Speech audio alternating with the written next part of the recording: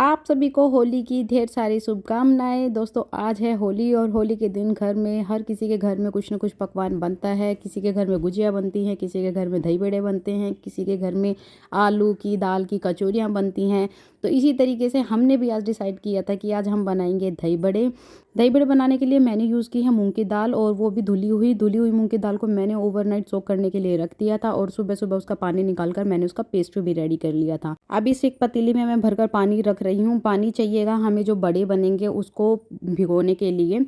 और इसमें मैं डालूंगी अब हींग का पाउडर। मेरे पास में पाउडर है, अगर आपके पास में अगर ये सॉलिड फॉर्म में भी है तो भी आप इसके अंदर वो डाल सकते हैं। अगर इसको थोड़ी देर भिगो के रखेंगे तो उसमें जो टेस्ट है, फ्लेवर है हींग का, वो भी आ जाता है। मेरे पास में पाउडर था तो मैंने अपने टेस्ट अनुसार इसके अंदर हींग डाल के और इसको रख दिया है।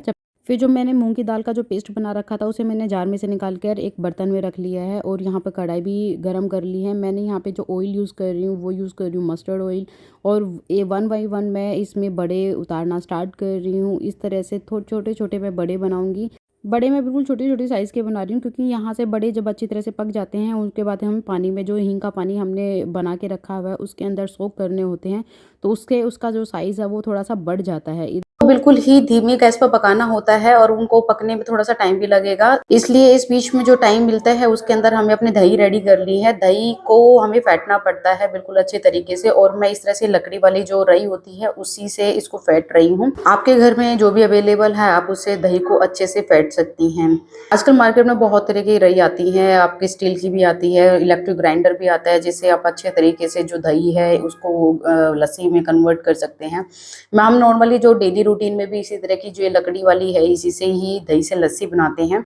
दही बड़े के लिए जो दही हम रेडी करते हैं उसके अंदर कोई पानी वगैरह कुछ नहीं मिलाते हैं। जिस टेक्सचर में जिस फॉर्म में आपकी जो दही होती है उसी को उसी तरीके से बस फेंटना होता है।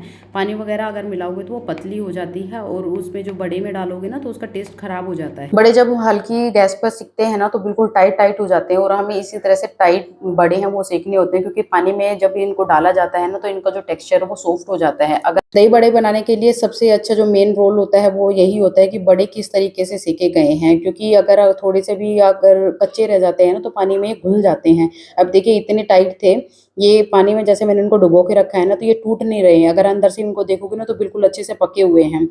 अगर हम इन बड़ों को अच्छे से नहीं सेकेंगे या फिर तेज आंच पर सेकेंगे ना तो जैसे आप पानी में डालोगे ना तो पानी में ये घुल जाएंगे, और इस तरह से इस फॉर्म में बिल्कुल भी नहीं आ पाएंगे। तो सबसे मेन जो काम होता है हमें बड़ों को बहुत अच्छी तरीके से सेकना होता है। अब बड़े हैं वो पूरी तरह से बन चुके हैं, कम से कम 15-20 मिनट तक मैंने उनको पानी में भिगो के रखा है। ये हींग का ही पानी था जो मैंने सबसे पहले आपको दिखाया था। हींग घोल कर रखनी है, उसी के अंदर इन बड़ों को डालना होता है, और इनका जो जब हम ये बन जाते हैं ये बिल्कुल सॉफ्ट हो जाते हैं तो इनको इस तरह से स्क्वीज़ करके हमें अपने बाउल में डाल लेना है, यानी कि इसके अंदर जो इतना पानी होता है वो पानी निकाल देना होता है। पानी निकालने के बाद में भी देखिए बड़े बिल्कुल भी नहीं टूटे हैं, इसका मतलब ये अच्छे से पके हुए थे। उसके बाद में जो हमने दही को बनाकर रेडी किया था वो दही इसके अंदर डालनी होती है। दही आप अपने हिसाब से डाल सकते हैं, कोई ज़्यादा खाता है कोई कम डालता है। तो मैंने ये 3 बाउल रेडी कर ली हैं। 3 बाउल, एक पापा जी के लिए, एक मम्मी के लिए और एक इनके लिए।